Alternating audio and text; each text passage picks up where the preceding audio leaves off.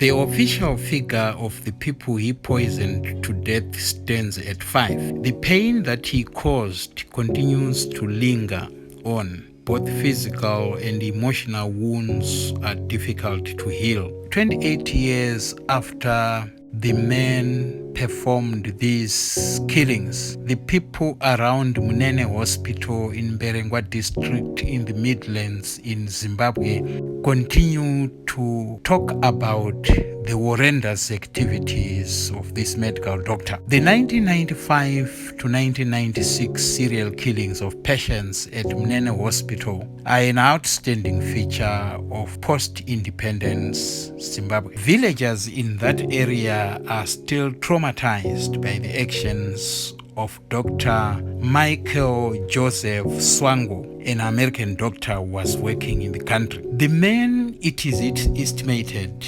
poisoned up to 60 people in different countries. The serial medical killer is believed to have killed about 35 people in the United States of America. This is according to the Federal Bureau of Investigation, popularly known as the FBI. The people around the mission hospital where he worked said that they were trying to put their past behind them. One of the people who worked at the hospital during Dr. Swango's time expressed the people's wishes. They are better off without talking about it. The patients and their relatives trusted this doctor. That is why some died. They didn't know that he posed a danger to them. How could they have known? He was a medical doctor, and medical doctors are trusted. One of the survivors of Dr. Swango's evil practice is Irene Chinyere, who is in her 70s. She was admitted at Munene Hospital and the doctor injected her and she felt intense pain. She could not explain it. When he wanted to repeat the procedure, that is when she knew he was up to no good. Therefore, she refused. She started praying at the beginning of each day and the doctor never bothered her again. She called her partner to come and sign her out of hospital. She was worried. A woman suffering from severe burns, Nomsa Roda Matlamvana, was injected and she died. The doctor had a tendency of admitting patients who did not even deserve to. Kenya's Mzezewa was another survivor. It is said that he woke up one night when he felt the doctor's needle in his arm. The doctor stepped away from his bed and waved goodbye. At that moment, Mzezewa did not realize what it meant.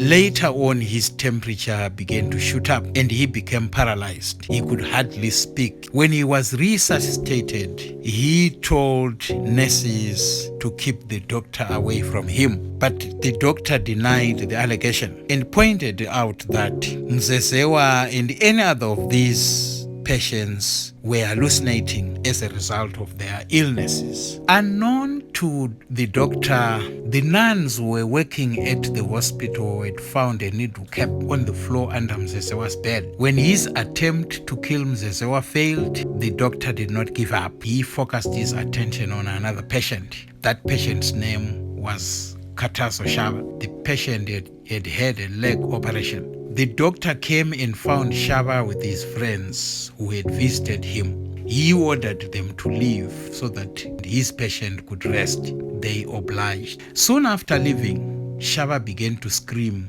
prompting the friends to return. When they entered the room, Shaba shouted that the doctor had injected him with something deadly. The doctor, as usual, denied it. But Shaba died that afternoon of paralysis due to heart failure. That was according to Dr. Swango. His next victim was Philemon Moyo. Events leading to the death of Philemon Moyo were narrated by his 60-year-old daughter, Tendeukai Moyo. The daughter says her father had had a leg amputated in Bulawayo. He had been transferred to Munene Hospital for monitoring. He would be back in Bulawayo for the fitting of an artificial leg. That was, however, not to be. He appeared well when Tendeukai left for home. Tendeukai's mother, Philemon's wife, kept him company. When the doctor came in, Philemon's wife fell asleep and only woke up when the doctor slammed the door to leave the room. He had been in that room for a long time. She trusted that as a doctor, he was doing his duty. She went back to sleep. She was, however, roused by nurses who came to check on her husband. They discovered that he had died. The nurses said that they had not seen the doctor coming in or leaving the room. This was strange. Dr. Joseph Michael Swango failed once again in his bid to poison another patient. He injected Virginia Spanda, who had been brought to the hospital after going into labor. What saved this woman was that she started screaming. As a result, nurses then rushed to her side. They managed to save her and her baby, but the doctor did not give up. His next victim was Margaret Joe. He poisoned her and she died before she was due to have a minor operation. He is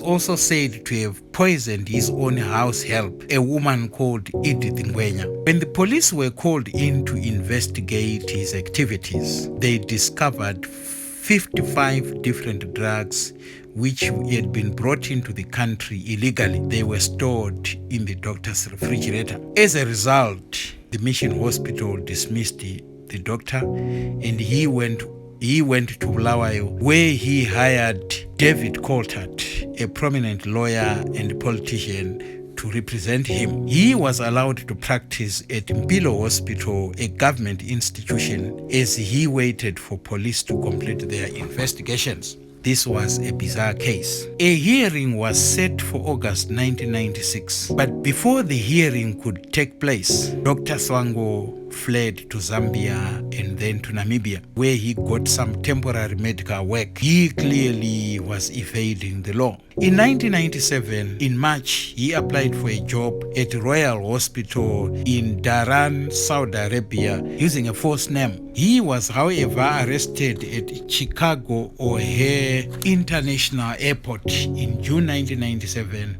by the Immigration Service agents. In the year 2000, Dr. Swango was sentenced to 3 consecutive life sentences without the possibility of parole. He is currently serving his sentence at ADX Florence Super Maximum Prison in Colorado in the United States of America. The story of this doctor makes sad reading. He was a man on a mission, not to save lives, but to end them in a gruesome way. Instead of abiding by the dictates of the Hippocratic Oath, he became a vicious killer who, if given a chance, would have eliminated even pregnant women. It is difficult to call him a doctor. He deserves the title of Doctor of Death or the serial medical killer. May the souls of his victims rest in peace. What are the dictates of the Hippocratic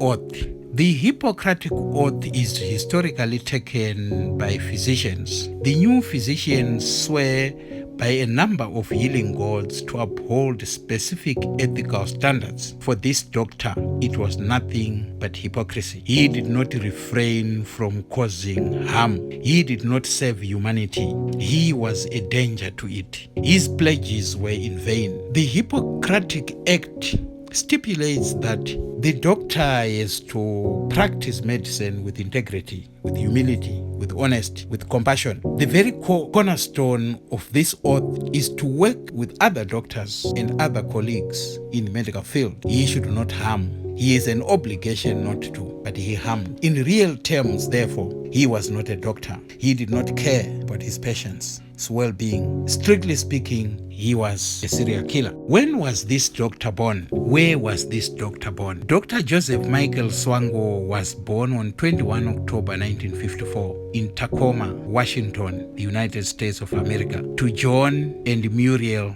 Swango. He was briefly married between 1989 and 1991 to Rita Dumas. He did his education at Quincy Notre Dame High School and Quincy University. When he was arrested in the United States, tried in New York, and found guilty of first-degree murder and aggravated murder. Thereafter, he was sentenced to life without parole and is housed at ADX Florence Super Maximum Security Prison, Colorado. As a young boy, He was fascinated with stories about violent deaths. This happened since he was 3. Later on, he is said to have become obsessed with the Holocaust and vivid images of death camps. While at university, he became obsessed with poisons while doing his thesis on the bizarre poisoning of a Bulgarian writer called George Markov. The Federal Bureau of Investigation was convinced that this man was responsible for as much as 60 deaths. This has made him one of the most dangerous killers in the history of